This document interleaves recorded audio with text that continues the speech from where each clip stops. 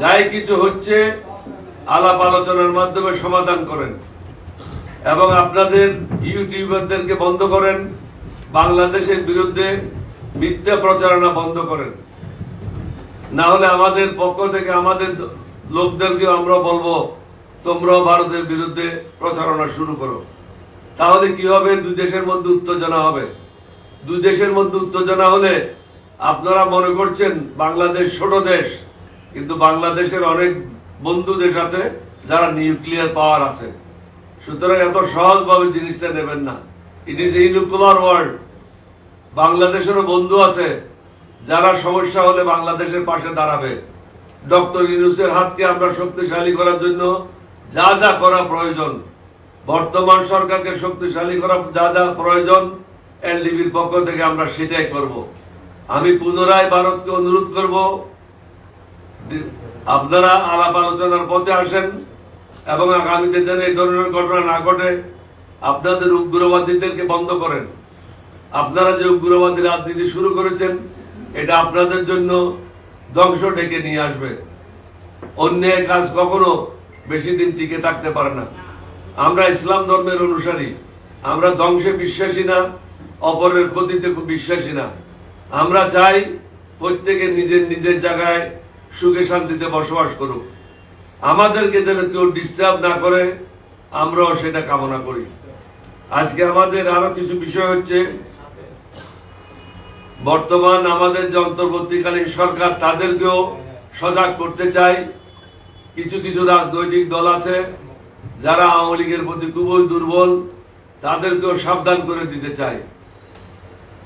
আওয়ামী লীগ সংগঠিত হচ্ছে এবং কে সংগঠিত করছে, কে দায়িত্ব নিয়েছে, এই তথ্য আমার কাছে আছে।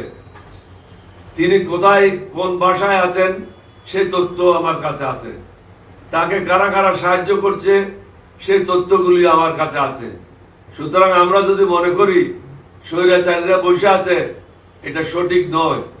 স্বৈরাচারীর দোষররা প্রথম স্তর, দ্বিতীয় স্তর, তৃতীয় স্তর, পুলিশের মধ্যে আছে, প্রশাসনের মধ্যে আছে এবং বিভিন্ন প্রতিষ্ঠানে স্বৈরাচারীর দোষরগুলি এখনো অবস্থানে আছে। বর্তমান সরকারকে বলবো, ডক্টর মোহাম্মদ ইউনূস সাহেবকে অনুরোধ করব, আপনি আর কাল বিলম্ব না করে যেভাবে হোক দোষরদেরকে চিহ্নিত করেন, চিহ্নিত করে তাদের তালিকা প্রস্তুত করেন। তাদেরকে বদলি করার সমাধান নয়, তাদেরকে চাকরি থেকে বরখাস্ত করেন এবং তাদের বিরুদ্ধে ইনকোয়ারি করেন। এমন কোন কর্মকর্তা আওয়ামী লীগের পাবেন না, আওয়ামী লীগের ইউনিয়ন লেভেল থেকে সর্বোচ্চ লেভেল থেকে এমন কোন নেতা পাবেন না যার কাছে 50 কোটি টাকা থেকে কয়েকশো কোটি টাকা নাই।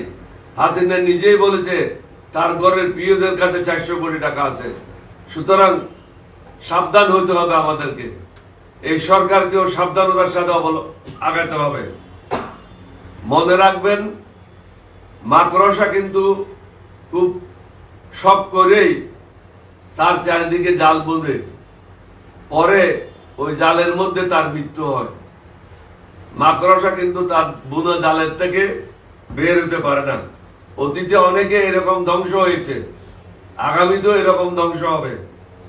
যে অন্যের জন্য গর্ত খোদাই করে পরবর্তীতে সে নিজেই ওই গর্তে পতিত হয়। সুতরাং আমার ক্ষতি করবেন, কারো ক্ষতি করবেন, নিজে আরামে থাকবেন, এটা মেনে নেওয়া যায় না এবং এটা চিন্তাও করবেন না। আল্লাহ রাব্বুল আলামিন হলো চূড়ান্ত ক্ষমতার মালিক, জনগণ কোনো কিছুর মালিক না। আমরা হলাম আল্লাহর গোলাম। আল্লাহ রাব্বুল আলামিন যেটা আমাদেরকে নির্দিষ্ট করে দেবেন, আমাদেরকে সেই নির্দিষ্ট পথে চলতে হবে। জীবনে সুযোগ বারবার আসে না এবং আল্লাহ কাকেও বারবার সুযোগ দেয় না। এটা একটা অপূর্ব সুযোগ এসেছে এই দেশের সম্মুখে, দেশকে নতুন ভাবে গড়ে তোলার জন্য। এখানে নতুন এবং পুরাতনের সমন্বয় ঘটাতে হবে এবং যারা অভিজ্ঞ লোক তাদেরকে বিভিন্ন জায়গায় পদায়ন করতে হবে। অভিজ্ঞতার কোনো বিকল্প নাই।